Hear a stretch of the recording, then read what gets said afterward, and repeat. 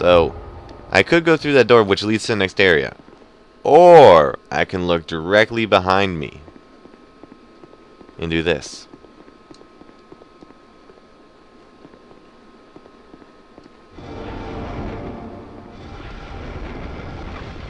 So, I just opened up an illusionary wall. I opened up 2 of them. I opened up 3 of them. I opened up 4 of them. So there's 4 of these illusionary walls that you can find. Quite something, right? So this one leads to a chest. And it contains the Hush spell. Okay. Open up this door. Gonna grab a homeward bone. So there's a lot of tricky things that they put into Dark Souls 2. And they have been in Dark Souls 1 and in Demon Souls. So this is just one of the things. Or one of the many secrets that it holds. Or this game holds. So you get the target shield, which I'm not going to use. It's... You can see it's only used really for parrying. Doesn't have good blocking, nor does it have good reductions. So I won't be using that. And then open up this, or not opening, but picking up the item. That'd be pretty bad if, or pretty gruesome if you actually opened up their bodies to get items. So, and yet another illusionary wall. So make sure you kill this thing. Those things will fuck you up. Something fierce. If they actually hit you. They're slow, but they will... Most of them will either one-shot you or bring you down to 10% health. Both of which are not fun. So I have 36,000 souls, as you can see. Oh, by the way. Another one of those guys is in the cell to the right of me. So, if you get too close to him, he explodes, and that one-shots you. So when you go past that area, don't wait, just run through it, if possible. So you can escape the explosion. Just another tip that saves you from having to die with 36,000 souls. So, heading back to Majula. Heading back.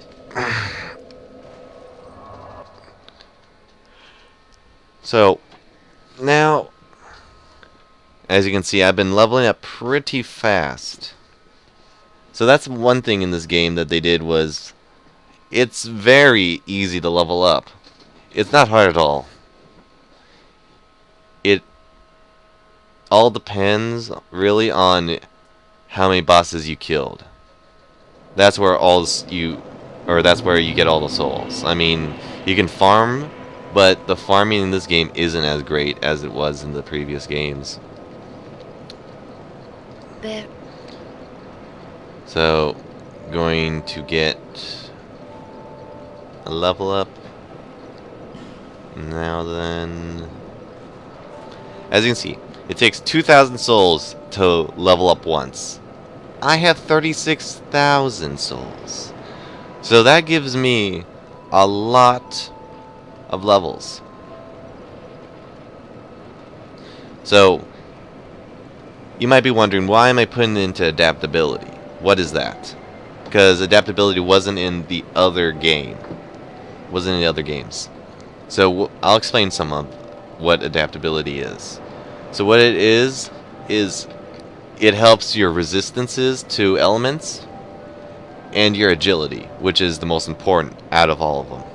So what agility is how well you roll, basically. So the the most optimal amount you get is 100. You can get more, but not much more after 100, which isn't recommended.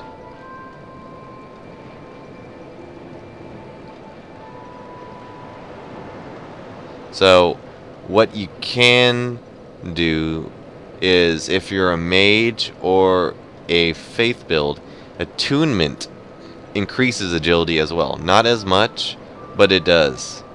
So, just letting you know that if you are a mage, you don't have to get your adaptability 25, because your int or your attunement will up or give you more agility as well.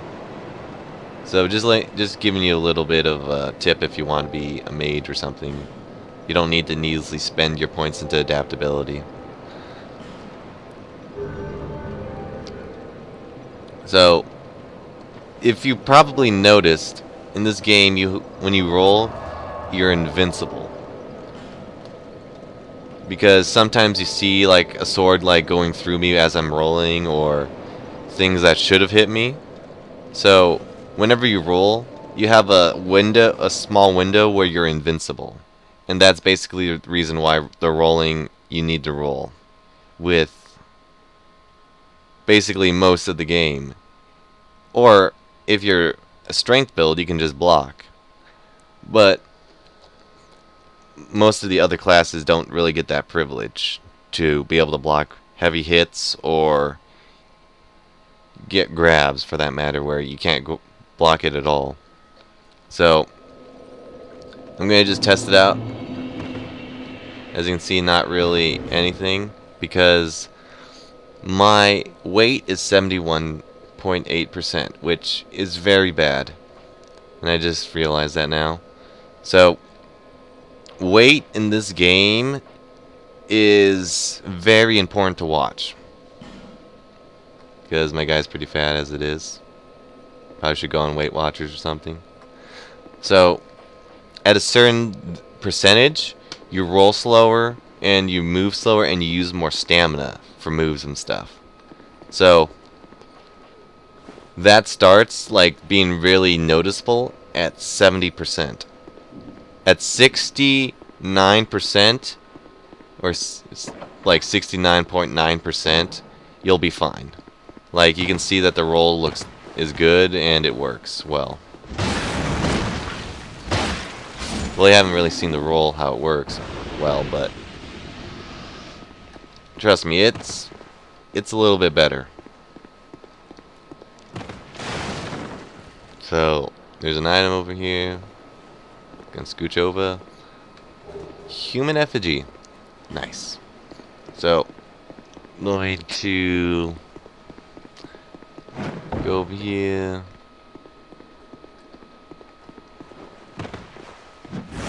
As you can see, these guys have a new move now, which is they can throw fire at you. It's not hard to dodge at all. Just make sure you don't stand right in front of them when they like do that hand motion. That didn't sound right. It didn't sound right at all. Anyway, so you can drop down there and go to an optional area, which I'm gonna do. Flame butterfly.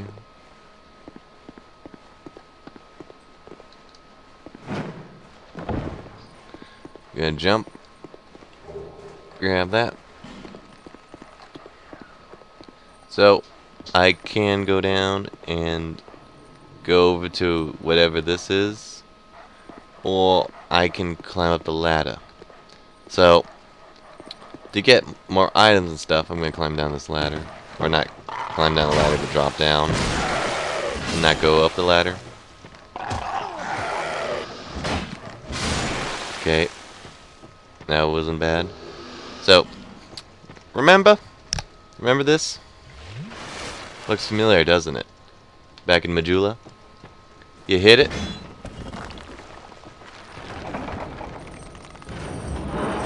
and then you get trolled with a bunch of these things that can potentially one-shot you.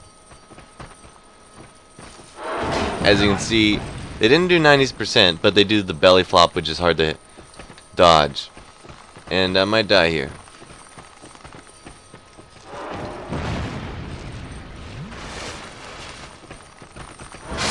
I got lucky there.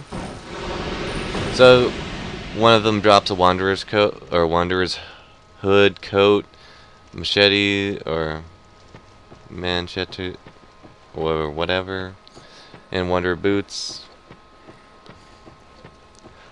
So they're a lot better than what I have on right now, defense-wise. They do weigh a bit more, but they aren't. But there's something better than what I have right now, and that's always good. And as you can see, this actually gives me more defense and weighs less. So the coat's pretty good. So if you go, not that door, don't want to go through that door. So you use that key and you go back here.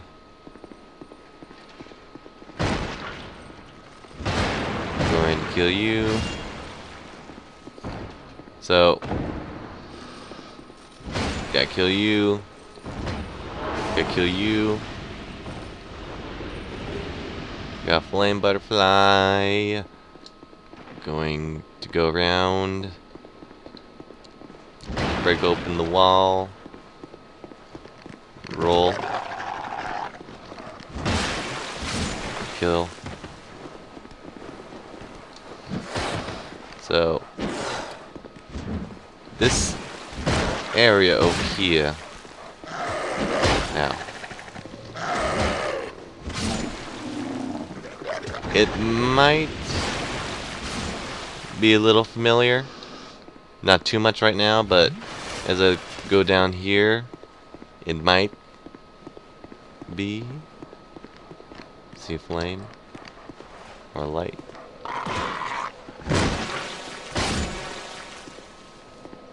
Oh, what is it?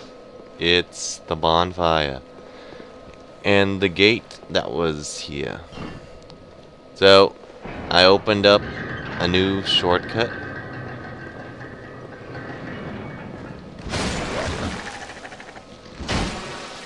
Not really a shortcut, but just another pathway. So, soul of a nameless soldier.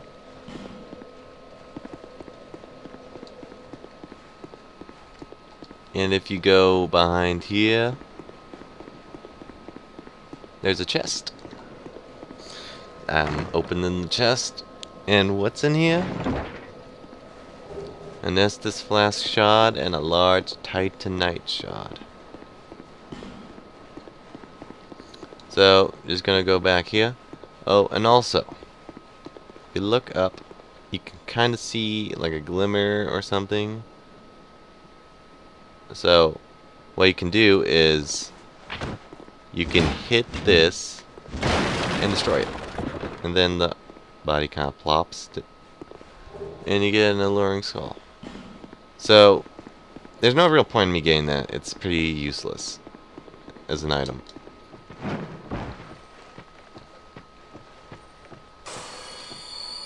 So, going to go up here. Going to backstab you. Put some iron in his diet, if you get what I'm saying.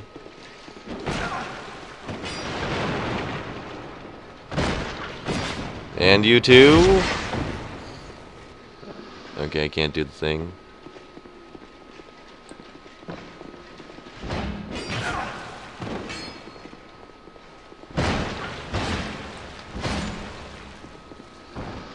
I'll come back here later though.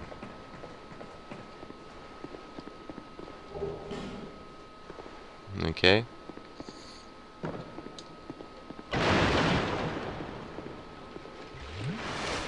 Gotta deal with you. And you as well. So, opening this up. A paring dagger. Useless. Wonder what this is. Twin blade.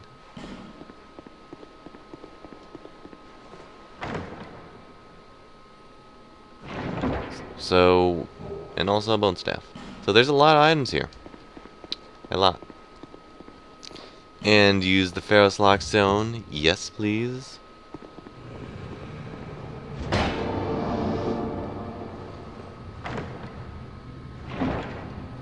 Soul Vessel. I'm going to take a quick look at that. A vessel that will accept your souls. It can relocate of. It can allow the relocation of levels, but without proper assistance, it may simply drain you of souls. If you truly wish to start again, go to the place where your journey began. So, if you already figured it out or already know, it's the place where I began the game. The area where all the old women laughed at me. And yeah, fun times. So, using that Pharaoh's Lockstone has opened up this area, and many people don't know or remember that these are elevators.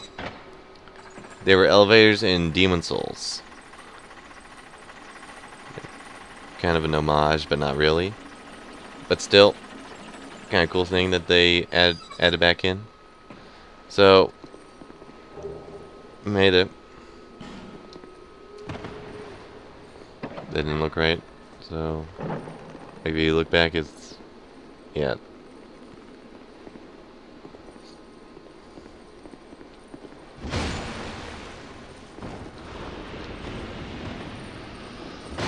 Got you.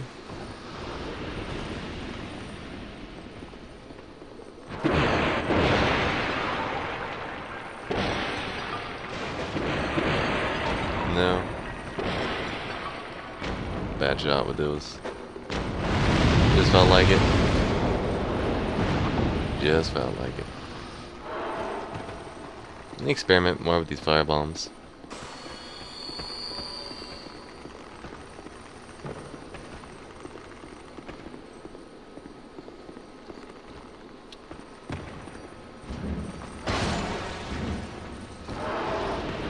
So don't let them punch you, because that hurts a lot too.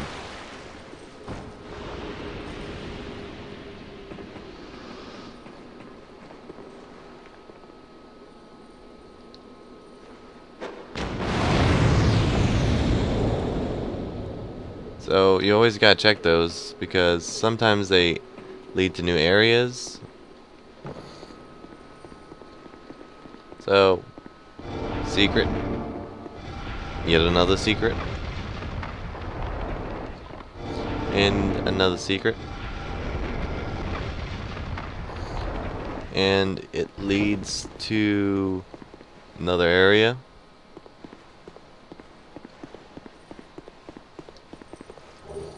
Racing Knuckle Ring. What is that? Knuckle worn by Roy the Explorer. Slows equipment degradation. Expensive flashy gear will not always make life easier for you. Sometimes you just need your tried and true equipment to last the long haul. So it slows your equipment's degradation. So that means that the see that it's kind of a little hard to see, but under my hammer there's a little red bar. So that's my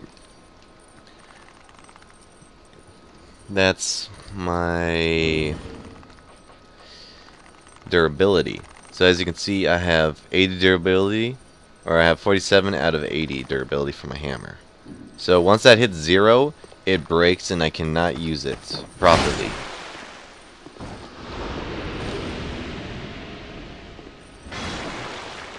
So it's good to make sure that they always look at that red bar to see how your durability is, because if you don't have,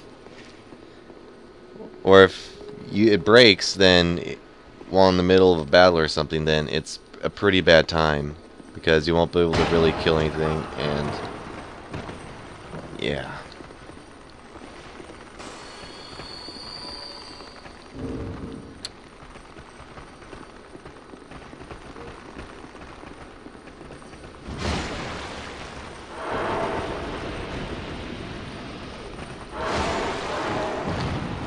Yeah, that's pretty hard. So these guys with the stuff in their like chest or bellies or whatever, they don't do that much damage, but they inflict a status on you, and that is petrification, which if you get petrified, then you'll auto die. That's the only downfall to it. Nothing else. So just trying to get my health to regenerate. So these guys aren't too bad if you're have the right weapon to hit them with. It's all about if you can hit them before they actually do the belly flop. And the hammer isn't that great. The best, like, one of the most ideal things, or the most ideal thing would be like a bow or something. Or a spear, something that has good range to it. So yeah. And as you can see up there, there's some enemies firing crossbow bolts at me. Just have to run through them. It'll stop doing that after you get to the fog door. So just keep on going. Head right. And then over here to the set or ladder. So once you get up here, immediately get to the bonfire. Oh, hey. You can ignore that thing if you want to.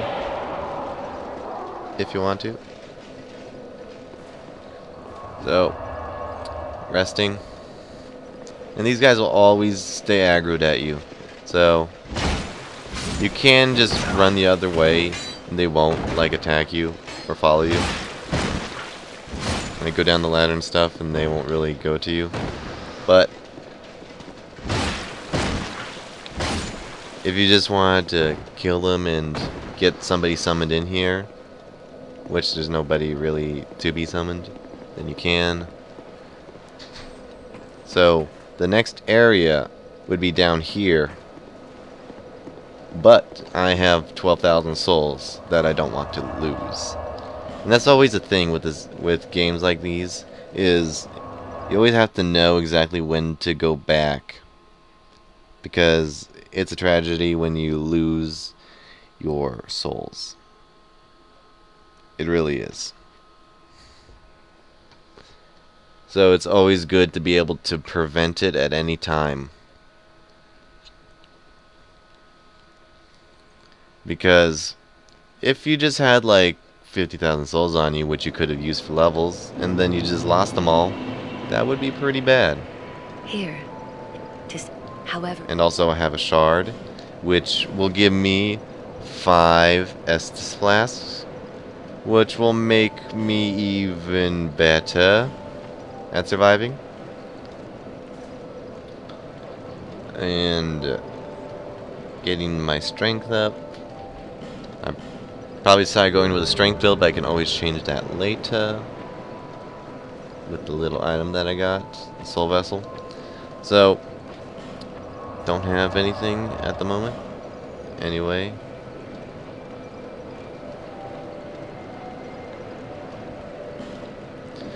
Sinner's Rise. Here we go. So, basically, this game has a weird boss level thing where you can fight one of the, in Dark Souls 1, you had to go through a bunch of smaller bosses, then after you killed one of the harder bosses, then 4 new areas with the final bosses, basically. Areas opened up. But in this game, it's a lot different. Each area has its own boss section. So, as we keep on progressing through, the bosses are going to get tougher until we fight the final boss of this area. and then we leave and then go down another route. So that's how this game deals with the bosses and how hard they are and stuff. And it's pretty weird, if you ask me, because I'm not really used to fighting one of the final bosses. And that also makes it a lot more difficult in a way, because that means that people can fight probably like the final boss before the last giant. And I'm actually serious, you can. That is possible.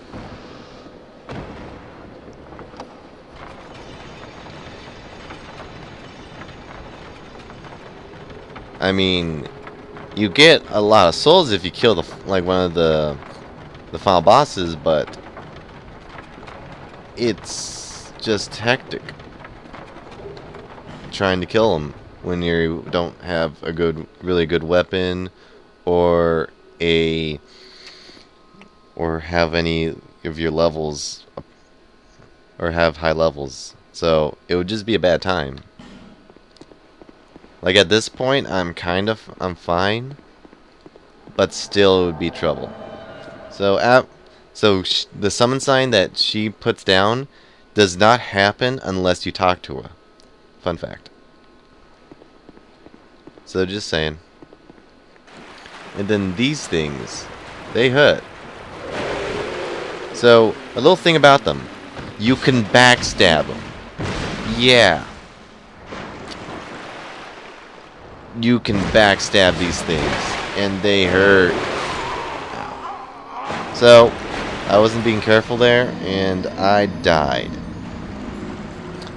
So just another Dark Souls moment where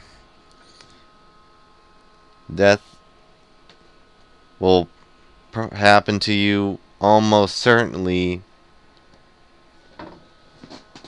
because they really designed the levels to basically make it so you'll die as this class here, or they'll make it harder for you in certain areas. And be careful, because you're not safe when you spawn back. I had to take a drink of water there, got thirsty. So you can just ignore those guys.